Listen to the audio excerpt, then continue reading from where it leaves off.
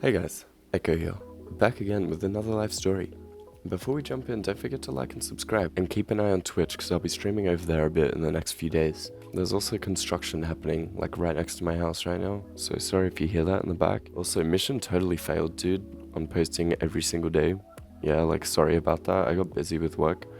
But hey, I'm back now and I swear I'm gonna keep up this time, for real. Probably. Alright, so today's story takes place when I was 16, peak DGen days, and this is hands down the scariest drug deal I've ever been to. So I knew some sketchy people back in the day, but listen, the sketchier the dealer, the better the product, right? That's the rule. And one of those guys was Seb. Seb was younger than me, but he was the plug. He always had what you needed, dude. I used to grab weed from him literally once a week, so we got pretty tight. Dude probably loved me because at this point, let's be real, I was paying his rent. But this time I wasn't just after weed, I needed 2 grams of MDMA because I was buying for all my friends. Classic case of bad decision making, but hey, I was 16, every decision was a bad decision back then. So I hit him up and of course I get the classic, yeah bro, I'll be there in 10 minutes. Fast forward like 2 hours later, where are you bro? Almost there dude, like lies, like just all lies. But finally he hits me up and he's around the corner. I walk over to meet him expecting our usual spot, but this time he's in a car. That was kind of weird because I knew he didn't drive, he was 15. Usually I just swing by his place to pick up my stuff, but whatever, like I wasn't about to question it, you know, it's probably fine.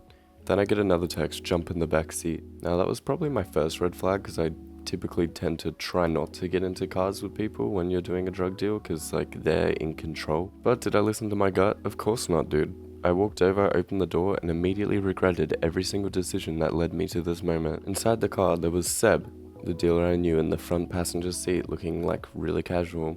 A driver I had never seen in my life, and 2 beefy dudes also I had never seen in my life, taking up like 90% of the space in the back, but I squeezed in. So I get into this super uncomfortable situation, surrounded by people I don't know, while carrying $300 cash just loose in my pocket. I'm sweating buckets at this point, dude. I'm trying to play it cool, like, yo, what's up, dude? Hey, fellas, how are you? Meanwhile, in my head, I'm like, please don't rob me, dude. Like, we're tight. I'm your best customer. Think of all the money I've given you. I love you. Like, come on, dude. So we're just kind of driving around, chatting about random stuff, but the whole time I'm thinking, this is it. I've been kidnapped. My family's gonna find my body in the ditch. I'm gonna be robbed. This is it. And just as I'm trying to calculate my chances of survival in this situation, I notice something shiny in the hands of the guy sitting next to me.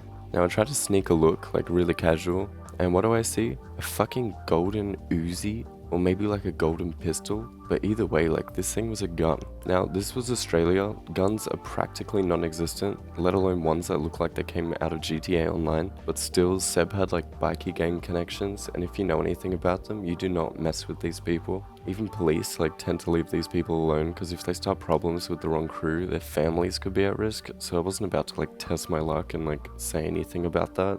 At this point though, my heart is like beating out of my chest, but I'm trying to act all chill. Meanwhile, mentally, I'm literally writing up my will.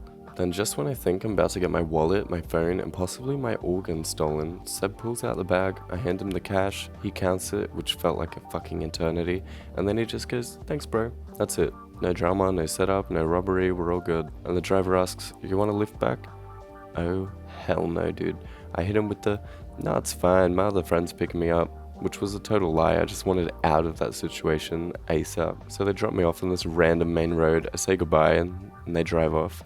And let me tell you, the relief that washed over me in that moment was better than any high I've ever had in my entire life. So I walked like 2 hours home because I didn't want to risk taking public transport while carrying that much product. Like I said in my last story, police in Australia can search you at any time when you use public transport.